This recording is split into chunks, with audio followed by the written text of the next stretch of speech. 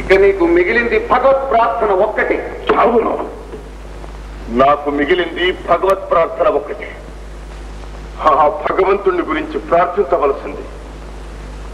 అమాయకుడైన మహారాజును హత్య చేసి ఆయన బిడ్డల్ని అకాల మరణం పాలు చేసి ఈ రాజ్యాన్ని చేతెక్కించుకుని ప్రజల జీవితాలని దుర్భర దుస్థితి పాలు చేసి వారి ప్రాణాలతో చెరగాటలాడుతున్నది అంతస్తారు.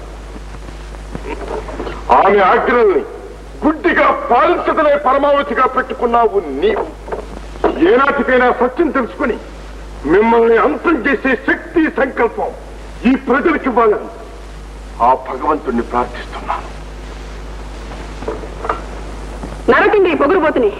నరికేవారెవరు, నరకానికి పోయేవారెవరు?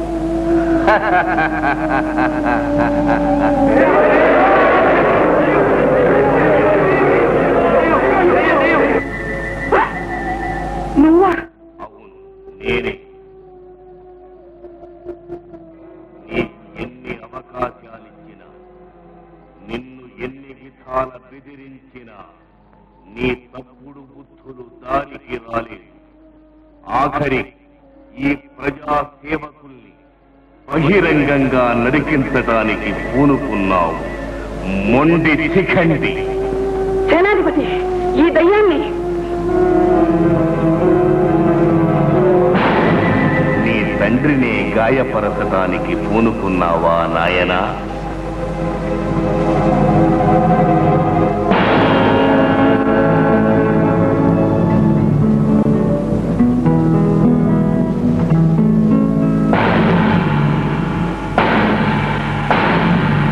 నా కర్తవ్యాన్ని నెరవేర్చటంలో నావారు పరాయివారు అనే ఆలోచన నాకు లేదు. చిన్నప్పుడు నేను నేర్పిన పాఠం నాకే అప్పచెప్తున్నావన్నమాట. భాస్కర్, వేషాలు మార్చి మోసాలు చేసే ఈ దొంగ యోగిని బంధించు.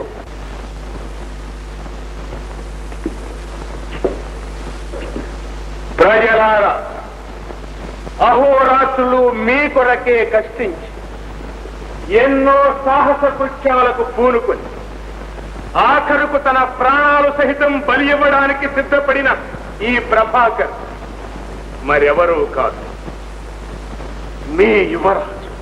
అబద్ధం. తాను తప్పించుకుని ఆ రాజద్రోహుల్ని తప్పించడానికి కథలు కల్పిస్తున్నాడు ఈ కపట యోగి.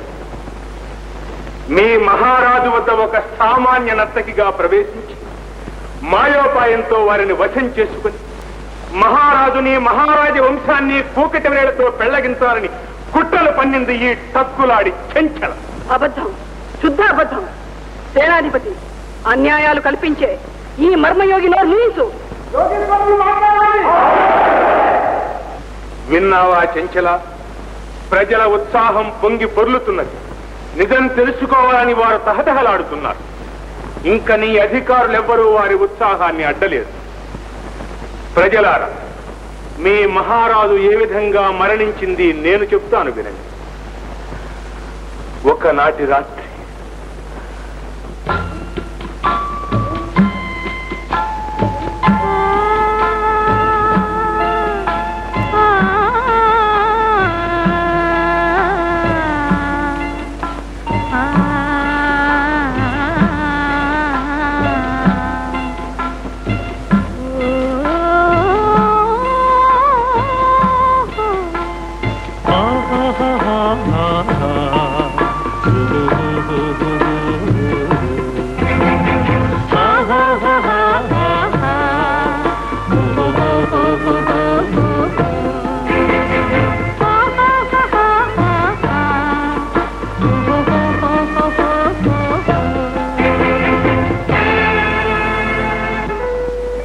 మహారాజు అంతమయ్యాడనుకున్నాడు. కాని ఈత తెలిసినవాడు కావడం వల్ల ఎలాగూ బ్రతికి బయటపడ్డాడు.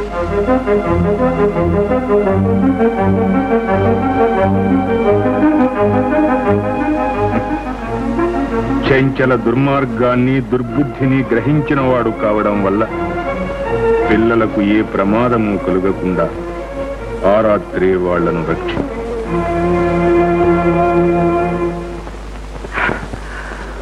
ఆ విధంగా రక్షించబడి పెరిగి పెద్దవారైన బిడ్డలు మొదటివాడు ప్రభాకర్, రెండోవాడు భాస్కర్. ఏనైనా భాస్కర్ అలా తెల్లబడి చూస్తున్నారు.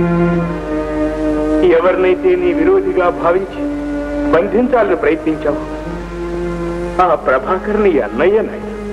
సేనాధిపతి, నీ దొంగ యోగి కల్పించిన కథ నమ్మి కంగారు పడుతున్నావా?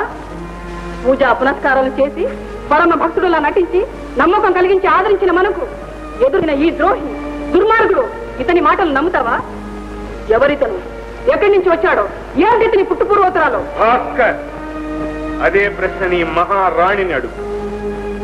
ఎవరి, ఎక్కడి నుండి వచ్చింది, ఏమిటి పుట్టు పూర్వోత్తర?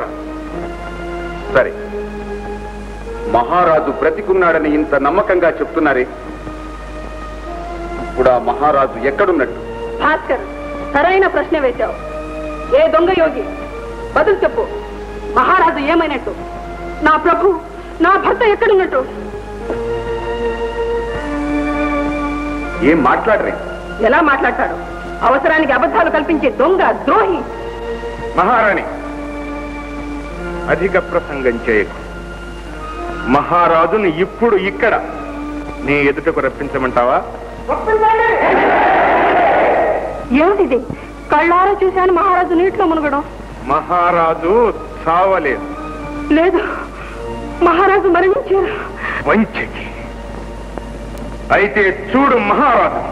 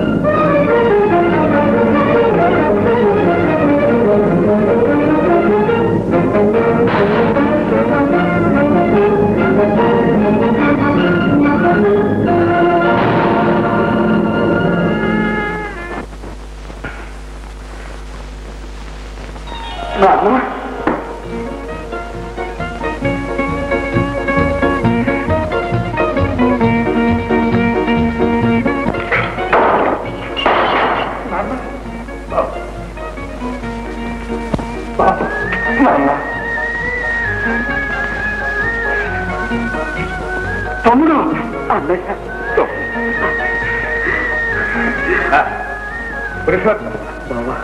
ప్రభావతి నీ కుమార్తె. అమ్మా, అంతేకాదు ఈ రాజ్యానికి కాబోయే మహారాణి కూడా. అలాగే బాబా. ఇలా రా.